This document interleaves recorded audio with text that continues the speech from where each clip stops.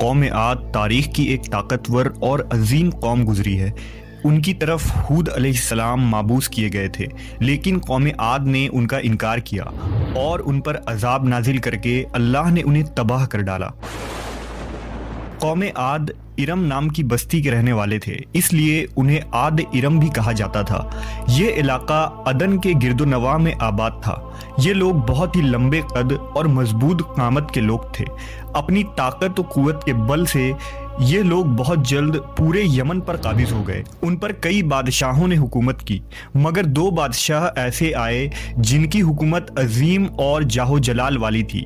ایک کا نام شدید اور دوسرے کا شداد تھا، جو بھائی تھے اور اپنے زمانے میں بے شمار لشکر و خزانے جمع کیے تھے۔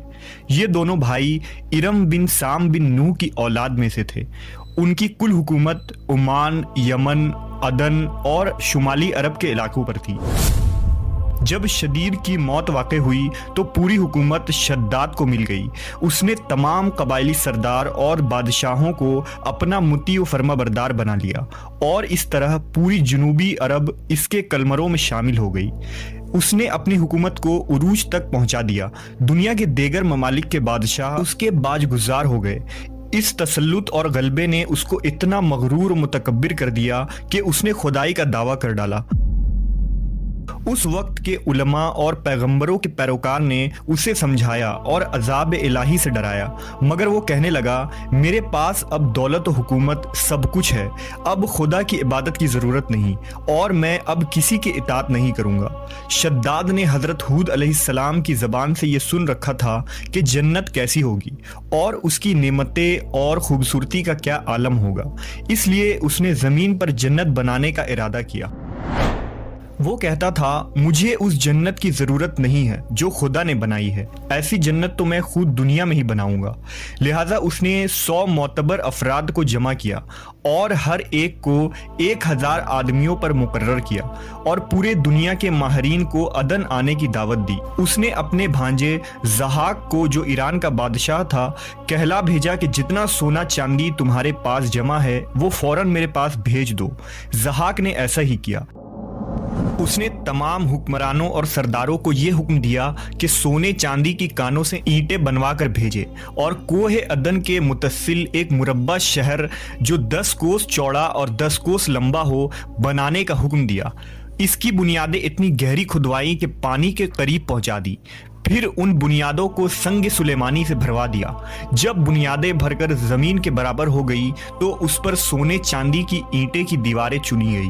ان دیواروں کی بلندی اس زمانے کے گز کے حساب سے 100 گز مقرر کی گئی۔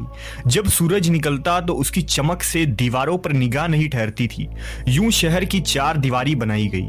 اس کے بعد 4 دیواری کے اندر 1000 محل تعمیر کیے گئے۔ ہر محل 1000 ستونوں والا تھا، اور ہر ستون جواہرات سے جڑاؤ کیا ہوا تھا۔ پھر شہر کے درمیان میں ایک نہر بنوائی گئی، اور ہر محل میں اس نہر سے چھوٹی چھوٹی نہریں لے جائی گئیں۔ ہر محل میں حوض اور فوارے بنائے گئے۔ ان نہروں کی دیواریں اور فرش یاقوت، زمرد، مرجان اور نیلم سے سجا دی گئیں۔ نہروں کے کناروں پر ایسے مصنوعی درخت بنائے گئے جن کی جڑیں سونے کی، شاخیں اور پتے زمرد کے تھے۔ ان کے پھل موتی و یاقوت اور دوسرے جواہرات کے بنوا کر ان پر ٹانک دیے گئے۔ شہر کی دکانوں اور دیواروں کو مشک و زعفران اور عنبر و گلاب سے سیقل کیا گیا۔ یاقوت و جواہرات کے خوبصورت پرندے چاندی کی اینٹوں پر بنوائے گئے، جن پر پہرے دار اپنی اپنی باری پر آ کر پہرے کے لیے بیٹھتے تھے۔ جب تعمیر مکمل ہو گئی، حکم دیا کہ سارے شہر میں ریشم کے قالین بچھا دیے جائیں۔ پھر نہروں میں سے کسی کے اندر میٹھا پانی، کسی میں شراب، کسی میں دودھ اور کسی میں شہد و شربت جاری کر دیا گیا۔ روایتوں میں آتا ہے کہ اس جنت کو بنانے میں 300 سال لگے، اور شداد کی عمر 900 سال کے قریب تھی۔ باغ ارم کے مکمل ہونے کے بعد وہ اپنے لاؤ لشکر کے ساتھ متکبرانہ انداز میں شہر کی طرف روانہ ہوا۔ جب قریب پہنچا تو تمام شہر والے اس کے استقبال کے لیے شہر کے دروازے کے باہر آ گئے اور اس پر زر و جواہر نچھاور کرنے لگے۔ ابھی اس نے گھوڑے کی رکاب سے ایک پاؤں نکال کر دروازے کی چوکھٹ پر رکھا ہی تھا کہ اس نے ایک اجنبی شخص کو اپنے قریب کھڑا دیکھا۔ اس نے پوچھا، تو کون ہے؟ اس نے کہا، میں ملک الموت ہوں۔ پوچھا، کیوں آئے ہو؟ اس نے کہا تیری جان لینے۔ شداد نے کہا مجھ کو اتنی مہلت دے دے کہ میں اپنی بنائی ہوئی جنت کو دیکھ لوں۔ جواب ملا مجھ کو حکم نہیں۔ کہا چلو اس قدر ہی فرصت دے دو کہ گھوڑے پر سے اتر آؤں۔ جواب ملا اس کی بھی اجازت نہیں۔ لہذا ابھی شداد کا ایک پاؤں رکاب میں اور دوسرا چوکٹ پر ہی تھا کہ ملک الموت نے اس کی روح قبض کر لی۔ پھر حضرت جبرائیل علیہ السلام نے بڑے زور سے ایک ہولناک چیخ ماری کہ اسی وقت تمام شہر اپنی عالیشان سجاوٹوں اور محلات کے ساتھ زمیں دوز ہو گئی اور اس کا نام و نشاں باقی نہ رہا۔